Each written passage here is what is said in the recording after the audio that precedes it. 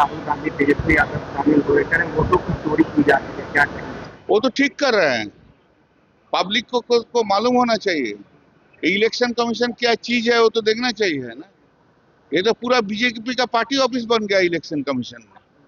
तो ठीक ही कर रहा है। सारा देश में होना चाहिए ऐसा, सारा देश में होना चाहिए। सारा देश का वोटर का जानना चाहिए इलेक्शन कमीशन कैसे वोटर का अधिकार छीन लेते हैं, ये देखना चाहिए।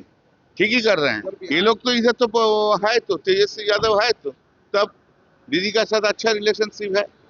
जब बुलाएंगे हम लोग आएंगे, सर लड़ेंगे, सपोर्ट करेंगे सर? सपोर्ट करेंगे, सपोर्ट करेंगे। सर बीजेपी के नेता कह रहे हैं कि ममता बनर्जी जो है वो घुसपैठियों को पनाह देना चाहते हैं बीजेपी। अरे बीजेपी का वो पहले घुसपैठिया का तो बीजेपी ही ले आया है। बीजेपी का यही तो जगह है। बीजेपी तो कुछ नहीं करता है। अमित शाह क्या किया बॉर्डर में, जी इतना इतना सब कुछ हो गया, तो इतना सब आ गया, तो अमित शाह ने क्या काम किया आप बोलिए ना।